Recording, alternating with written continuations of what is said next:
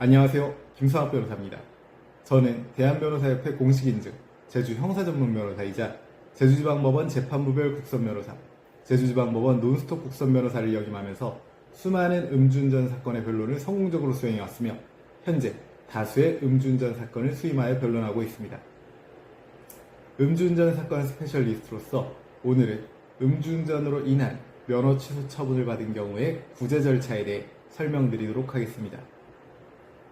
음주운전으로 인한 면허 취소는 행정청의 재량행위이나 오늘날 음주운전으로 인한 교통사고의 증가와 그 결과의 참혹성 등을 고려할 때 교통사고 방지를 위한 공익상의 필요가 더욱 강조되어야 합니다.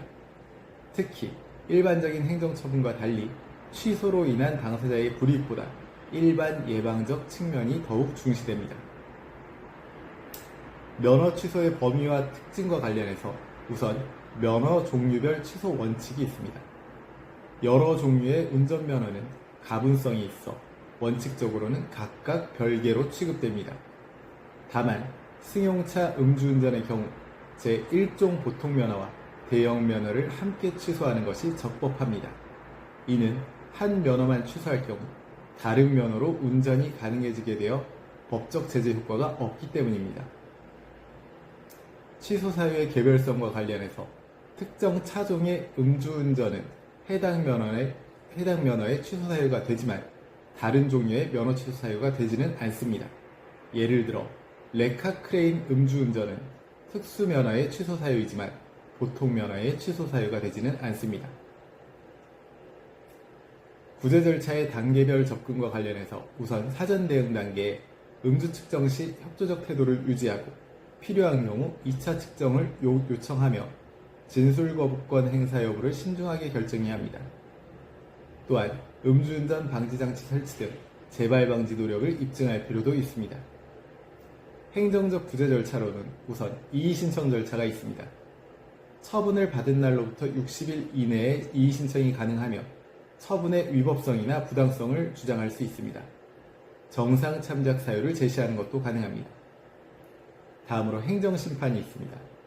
처분을 받은 날로부터 90일 이내에 청구해야 하며 중앙행정심판위원회에 심판을 청구하게 됩니다. 처분의 취소 또는 변경을 요구하는 것입니다. 사법적 구제 절차로는 행정소송을 제기할 수 있습니다. 마찬가지로 처분을 받은 날로부터 90일 이내에 제기해야 하며 처분의 취소를 구하는 취소소송입니다. 집행정지를 신청하는 것도 가능합니다. 구제 가능성 제고를 위한 전략으로는 우선 절차적 하자를 검토할 필요가 있습니다. 행정절차법상 요구되는 사전 통지와 의견 제출 기회 부여 여부를 검토하고 처분의 이유 제시 적정성을 검토하며 청문 절차 이행 여부를 검토할 필요가 있습니다.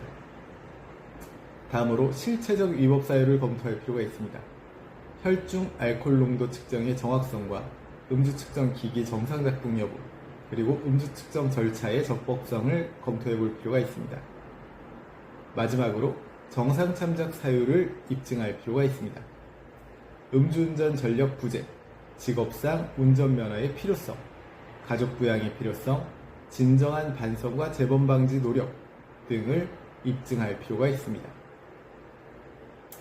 제주 음주운전 변호사로서 강조하자면 음주운전으로 인한 면허 취소는 엄중한 행정처분이지만 적절한 법적 대응을 통해 구제 가능성이 있습니다.